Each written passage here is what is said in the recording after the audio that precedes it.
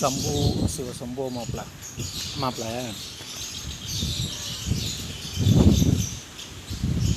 முடியுள்ள மகராசி அவுத்து முடுவா அள்ளி முடிவா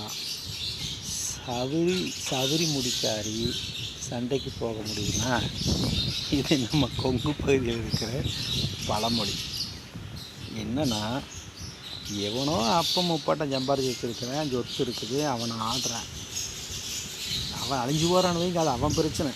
அவன் ஆடுறானுங்கிறதுக்காக அவனுக்கு ஈக்குவலாக நாமளும் ஆடணும்னு யார் இதோ கையகலமாக கொடுத்துட்டு போனதையும் கொண்டு போய் அடமானம் வச்சு வாங்கி வச்சு கன்னியாக பண்ணி தேவையில்லாமல் ஊட்ட கட்டி ஒரு காரை வாங்கி ரொம்ப ஆடம்பரமாக கல்யாணம் பண்ணி அப்புறம் கட்ட முடியாமல் 10-15 வருஷம் இருக்கும். அதுக்குள்ளே பிள்ளைங்க 5வது 6வது வந்துடும். கட்டி முடியறதுக்குள்ளே நாக்கு வெளியே வெளி வீணாக போகிறதுக்கு ஒன்று நம்மக்கிட்ட சொந்தமாக முடி இருக்கணும். இல்லைன்னா என்ன பண்ணணும்னா, முடி வளர்கிறதுக்கான முயற்சியும் முடி வளர்கிற வரைக்கும் காத்திருக்கணுங்கிறது அந்த பழமொழியுடைய உள்ளர்த்தம். நம்மக்கிட்ட சொத்து இல்லை, நம்மளுக்கு ஆடம்பரத்துக்கு பத்தாதுன்னா நாம் பச்சையும் வாயை மூடிட்டு இதிலிருந்து டெவலப்பாக இருக்க என்ன விலை அப்படின்னு பொறுத்திருந்து அதில் முயற்சி செஞ்சு அடுத்தடுத்த ஸ்டெப்புக்கு போய் மேலே வந்தால் தான் வர முடியுமாப்ல. அப்போ நீங்கள் இந்த மாதிரி இருந்தீங்கன்னாக்கா உங்கள் வயம்புள்ள நல்ல நாளைக்கு வரலாம். நீங்களே இப்போ ஆட ஆரம்பிச்சிங்கன்னா உங்கள் வயனும் ஃபுல்லாக நீங்கள் ஆடி ஓஞ்சிடுவீங்க, எல்லாம் முடிஞ்சு போகும். ஐடி ஃபீல்டில் போகிறாங்க, ஒரு 60,000 வேறு இப்போ சம்பளம் வருது, 80,000 வருது.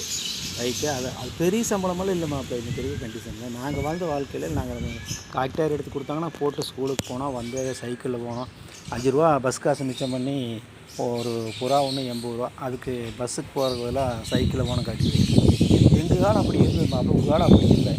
அடிப்படை தேவைக்கிறதுக்குள்ளே எல்லாத்தையுமே இந்த நுகர்வு கலாச்சாரத்தில் கூட சேர்த்திட்டாங்க. ஃப்ரிட்ஜிலேருந்து வாஷிங் மிஷின்லேருந்து இப்போ அடுத்து டிஷ் வாஷ் வரைக்கும் ஒரு வீடு தான் இப்படியெல்லாம் இருக்கணுங்கிற அளவுக்கு கொண்டாந்து சேர்த்திட்டாங்க. அதை பிள்ளைகளும் விரும்புகிறாங்க, பொம்பளைகளும் விரும்புகிறாங்க. நாம் அனுபவிச்சுக்கு போக மிச்சத்தை அப்புறம் பார்க்கலாம் அப்படிங்கிற எண்ணத்துக்கு எல்லாருக்கும் வந்துட்டீங்க.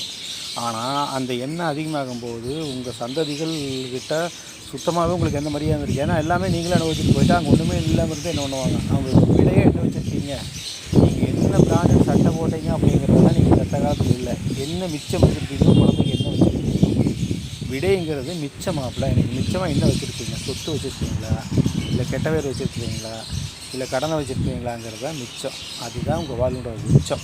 ஓகே, உங்களுக்கு பின்னாடி எது மிச்சங்கிறத நீங்கள் சிந்தனை செய்யுங்க.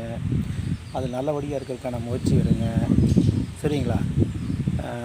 முடிஞ்ச வரைக்கும் கடனை குறைக்கிறதுக்கான வாய்ப்பை பாருங்கள். கடனே இல்லாமல் வாழ முடியாதுமான்னு சொல்கிறீங்க, அளவாக கடன் வாங்குங்க, கட்டளவுக்கு வாங்குங்க. கட்ட முடியாத அளவுக்கு வாங்கிட்டு அப்புறம் மாமனார் கட்டுவானா மச்சம் கட்டுவானான்னு பார்த்து இருக்கிறீங்க. எல்லாம் அவனை பொழப்பதான் பார்ப்பாங்க. இன்றைக்கெல்லாம் யார் இணைஞ்சில் கொடுக்க மாட்டாங்க. மாமனார் வீட்டிலேருந்து வர்றதுக்கெல்லாம் உங்களுக்கு 1 வருஷம் உள்ளே கல்யாணம் பண்ண பார்த்தா வரும். ஓகே, சம்போ சிவசம்போ கோச்சு சண்டை கட்டணும் கட்டுங்க, ஒன்றும் பிரச்சனை இல்லை. நான் சண்டைக்கு தயாராக தான் இருக்கிறேன், வாங்க.